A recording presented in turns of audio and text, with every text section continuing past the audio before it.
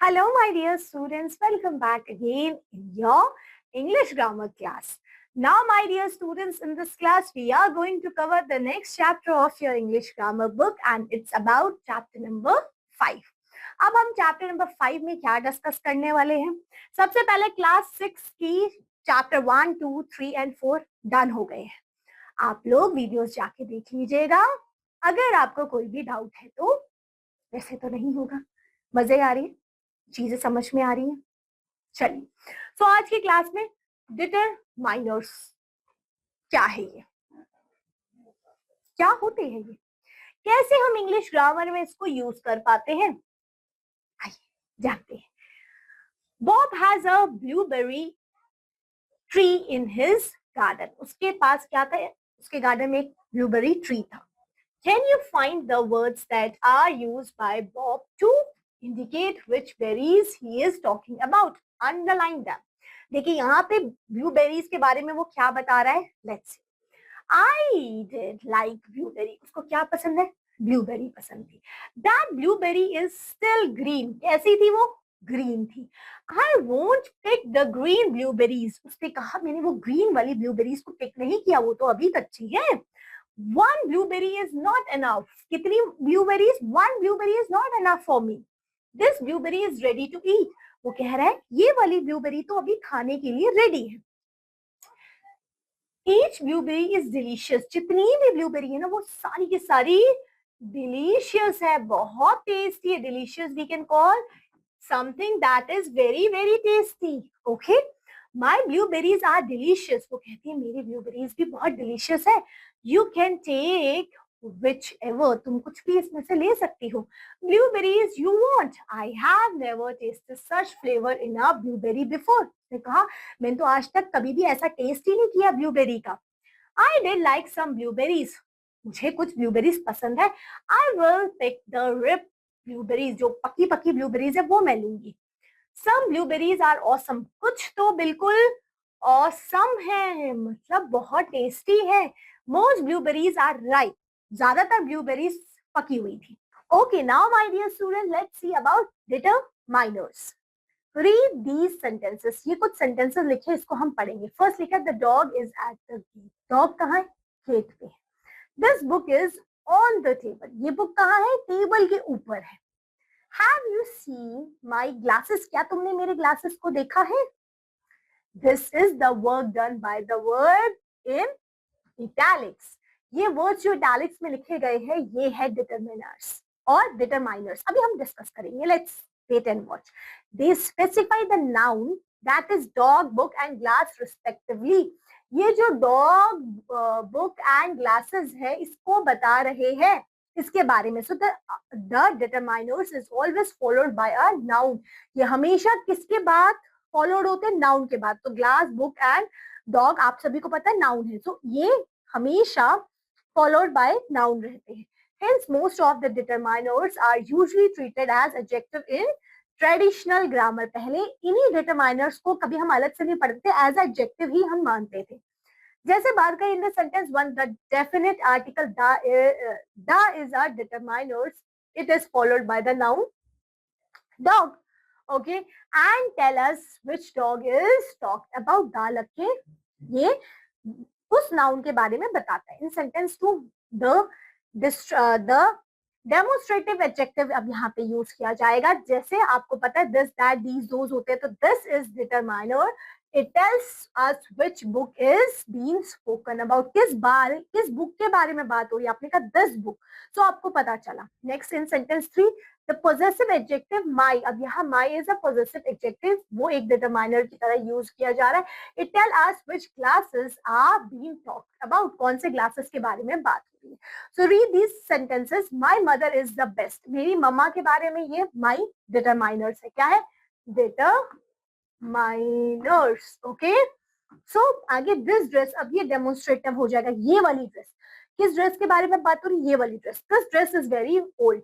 Which girl are you talking about. कौन सी वाली गर्ल के बारे में तुम बात कर रहे हो? I want some salt in my soup. मुझे सॉल्ट चाहिए, कितना? थोड़ा सा. So the word my, this, some, many are followed by noun, mother, dress, girl, salt and flower. respectively. So they are determiners or determiners. इसके ये वाला आप याद कर लीजिए definition. A determiners is a word used before a noun to show which person or thing is being talked about. किस person किसके बारे में बात हो रही है ये determiners बताते हैं. So there are the different types of determiners होते हैं. We decided the type of determiner to be used in our sentences by looking at the type of noun. अब देखिए कौन कौन से determiner, पहले डेफिनेट एंड इनडेफिनेट आर्टिकल्स के तौर पे हम यूज करते हैं. डेफिनेट मतलब पता है जब हम डेफिनेटली किसी के बारे में बात कर रहे हो, एक पर्टिकुलर चीज, वो डेफिनेट हो गई. इनडेफिनेट जब हमें पर्टिकुलर नहीं पता है. So A and an are indefinite article. A और एन हमारे इनडेफिनेट आर्टिकल्स है. दे इंक्लूड और दे इंडिकेट इनडेफिनेट नाउन. वो इनडेफिनेट नाउन के बारे में बात करते हैं. A is used before noun beginning with a consonant sounds. आप सभी को पता आ बॉय आ बॉल, जब कॉन्सोनेंट साउंड आ रही है तो हम आ यूज करते हैं. And we use an before the vowel sound. जब वोवल साउंड आती है जैसे an ink pot, an apple, गया. और फिर ये दोनों तो इनडेफिनेट हो गए. अब ए और एन में हमें डेफिनेट किसके बारे में डेफिनेटली हम बात करें वो नहीं पता लग पाता. अब द हमारा definite article, the is the definite article that speaks about a particular noun. जैसे द फिक्स चीज, द बॉय, ये वाला boy.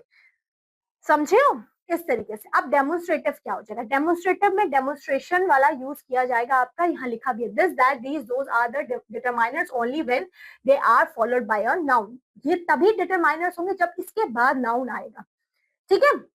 The demonstrative determiner this that these those are help to determine where an object or a person it is in relation to the speaker. किसी object के बारे में बताता है कि किस ऑब्जेक्ट के बारे में बात हो रही है. अब ये चीज ध्यान रखिएगा बेटा. दिस एंड दीज ये यूज किए जाते हैं जब कोई ऑब्जेक्ट हमसे पास में है. This for singular, these for plural thing. That and those चीजों के लिए यूज किए जाते हैं जब वो चीज हमसे दूर है. That for singular and those for plural. ठीक है.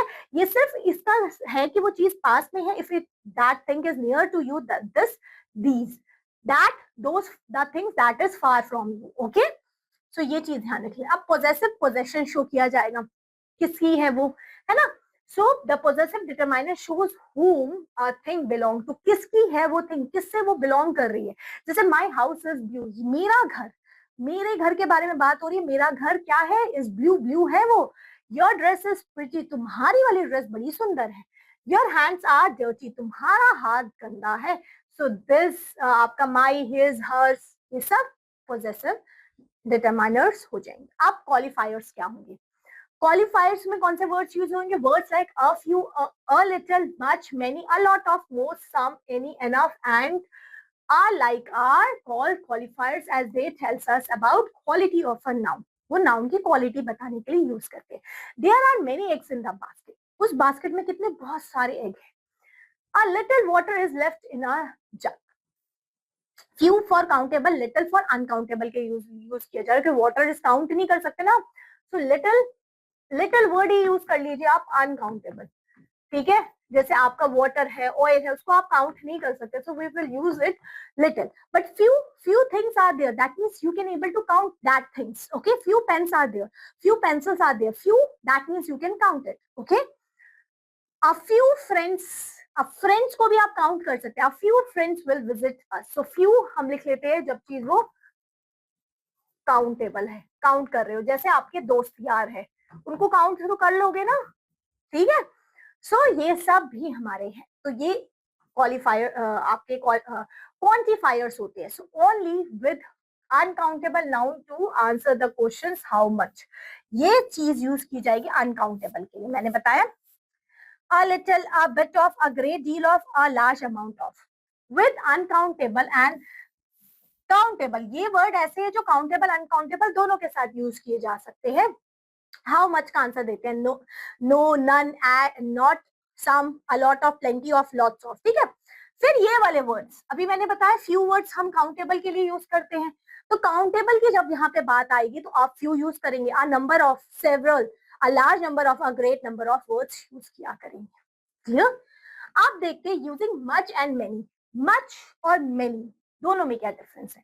We use much and many in a question and negative forms में भी हम यूज करते हैं. क्वेश्चन पूछने में भी how much, how many, question भी पूछ लिया, नेगेटिव में भी और नेगेटिव सेंटेंसेस में भी यूज किया जाता है।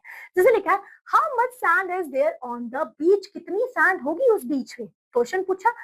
आप नेगेटिव में कैसे बनाते हैं, नॉट लगा के, there is not much sand on the beach, उतनी ज्यादा सैंड नहीं होगी उस बीच पे। वैसे ही much and many are also use with so, too, not so, इन सबके साथ भी यूज किया जाता है। जैसे there are too many cars in our colony, हमारी कॉलोनी में बहुत सारी गाड़ियां हैं। My family show so much love to my friends, बहुत सारा प्यार मेरे को शो किया गया। फिर यूजिंग अ लॉट ऑफ भी हम यूज किया करते हैं पॉजिटिव सेंटेंस में, a lot of love, a lot of respect, positive में हम यूज करेंगे। जैसे लिखा है we have a lot of homework today, समझे, there are lot of people at the mosque for prayer. So इस तरीके से अब सम और एनी का यूज कब करेंगे, some and any are use with countable and uncountable noun, that means we can use with countable and uncountable, दोनों के साथ हम यूज करते हैं। जैसे फ्यू को तो हम काउंटेबल के साथ यूज कर रहे हैं, लिटिल को अनकाउंटेबल के साथ, बट इस केस में ऐसा नहीं, ये दोनों केस में यूज किए जाएंगे। They are use to describe an indefinite और इनकम्प्लीट क्वालिटी। जैसे example, I had some books, अब यहाँ पे बुक्स गिन भी सकते हैं। सो यहाँ पे आई हैड एनी बुक, तो लॉजिक नहीं बैठा, आई हैव एनी बुक, मेरे पास एनी बुक नहीं, आई हैव सम बुक्स, कुछ तो बुक्स है मेरे पास। फिर would you like some Christmas cake, क्या तुमको चाहिए। अब एनी का नेगेटिव सेंटेंस में एनी का ज्यादातर यूज किया जाता है। जैसे मच का मोस्ट ऑफ द केसेस में पॉजिटिव में होता है, मेनी एंड मच, वैसे यहाँ पे जो एनी है ना, ये नेगेटिव सेंटेंस में ज्यादा यूज किया जाता है। So have you any milk in the bottle, इस तरीके से। So any can be use in the positive statement when we mean it does not matter which, any can be use in the choice, choice के लिए भी negative में positive में भी use किया जाता है। जैसे यहाँ एग्जाम्पल देखते हैं, choose the correct word or from the bracket. I have fill in the blank money in the bank. So I have plenty of money. मेरे पास काफी अच्छा खासा पैसा है मेरे बैंक में, है ना। There is fill in the blank food in the fridge. I will make an omelette. So अब खाना है, खाना को आप क्या कर रहे हो, there is a few food that is there in your fridge. Okay, how fill in the blank is the cost of this book. So how much this is, how many rupees, how many rupees is the cost of the book, how much is the cost of this book, we use much. Now it rained heavily in Goa, but there was fill in the blank rain in Diu. There was no rain in Diu. Diu में तो कोई बारिश नहीं है। इस तरीके से आप डिस्ट्रीब्यूटिव क्या होता है, डिस्ट्रीब्यूटिव में हम ईच और एवरी का यूज करते हैं। We use each and every before a singular noun to talk about as a whole group. एक एक के बारे में सिंगुलर जब हमें बताना हो तो हम each से give each one of you come here, give these chocolate to every student that is there in the class. So यहाँ each और every आपको सिंगुलर बता रहा है चीज को. So every is used to refer to all the people, everyone.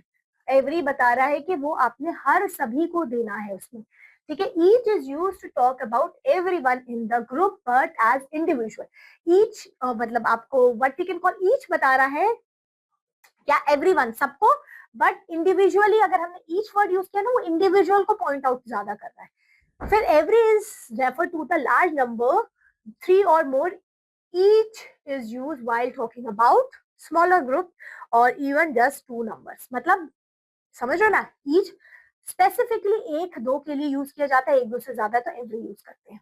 समझे, दोनों ही वैसे सिंगुलर के लिए यूज किए जाते हैं. जैसे एग्जांपल देखिए, every student march pass the president's box in the Republic Day parade. Every student मतलब हर कोई स्टूडेंट यहाँ पे बात हो रहा है. और जब हमें एक एक के बारे में बात करनी है तो यहाँ लिखा है, देखिए, द प्राइम मिनिस्टर शोक हैंड्स विद ईच स्टूडेंट, मतलब हर एक इंडिविजुअल के साथ उन्होंने हैंडशेक किया. तो यहाँ पे ईच का काम आया. अब यहाँ पे भी आपने कंप्लीट करना है. Complete the sentences with each and every, इसमें यूज करके अब आपने बताना है. You can also use each and every where necessary. जहां नेसेसरी है वहां आप यूज करेंगे. जैसे I have chocolates cereals for breakfast. Fill in the blank morning. So every morning. मैं हर मॉर्निंग में ये खाता हूँ. The teacher checks the uniform of each student after the assembly. या every student, each student, हर एक एक बच्चे की यूनिफॉर्म चेक होती है. The artist gave a finished touch on each painting before sending it to the exhibition? नहीं, the artist gave a finish touch on every painting, और the artist gave a finish touch. अब artist ने give किया finish touch, हम यहाँ पे each painting, each से अच्छा every लिख रहा है ना. The artist gave a finish touch on every painting. Her painting में उसने एक टच दिया, ठीक है. फिर यहाँ लिखा है fill in the blanks with every और all का यूज करना है. every और all का यूज करना है हम इसमें, दोनों ही हमें बताए जा रहे हैं जब ज्यादा के बारे में बात हो रही है. Remember that every is followed by a singular noun and all is followed by plural or uncountable noun. जैसे कि I ate, fill in the blank, the sweet in the box. So I ate, यहाँ plural के बारे में बात हो रही है, plural हो रहा है, so I ate all the sweets. ठीक है. Every होगा जब वो singular noun उसके बाद आएगा. जैसे children meditate, fill in the blank, day. So every day, यहाँ पे singular था तो every यूज किया. Next, there was a powder cut in our area, sorry, power cut in our area last night. Fill in the blank, the lights went out. All the lights went out. Clear? समझे. आगे लिखा था school annual function was grand success. Fill in the blank the children. अब children है पूरा, so all the childrens had attended, सबने attend किया. ठीक है. अब इस वाले में क्या है, imagine you have just reached the football stadium where your school is playing the final match. आप फुटबॉल स्टेडियम पहुंचे, वहां पे फुटबॉल खेलना था. The other team has scored more goals than yours. आपसे ज्यादा उन्होंने स्कोर कर लिया. Fill in the blanks with the suitable words in the following conversations. में कौन सा वर्ड्स आएगा वो आप फिल करेंगे यहाँ पे. फर्स्ट लिखा है you is there, fill in the blank, time left. So यहाँ पे क्या लिखेंगे, आपने बोला is there any time left, is there some time left. अब यहाँ पे हमने is there some time left, is there any time left. अब यहाँ पे आपने पूछा है कि सम नहीं यूज करेंगे, अब यहाँ पे हम एनी यूज करेंगे. क्या थोड़ा सा एक नेगेटिव फॉर्म में, क्या थोड़ा भी टाइम बचा है, या आपका friend there is fill in the blank time but there is some time, there is some time but not much, but उतना नहीं है. They have to score a goal, तुमको स्कोर करना ही पड़ेगा now or they will lose the match, नहीं तो तुम लूज कर लोगे match. Did fill in the blank in our team play well, did someone or did anyone. Did anyone in our team play well, did someone in our team play, did anyone. किसी ने क्या, अब ये negative form में पूछ रहे हैं कि किसी ने भी गोल किया है, कुछ अच्छा किया है, तो इसलिए एनीवन आएगा. ठीक है. तो ये यहाँ पे क्लास खत्म होती है, ये चैप्टर फिनिश होता है. अब मिलेंगे आपसे आपकी नेक्स्ट क्लास में with the next chapter. Till then bye bye.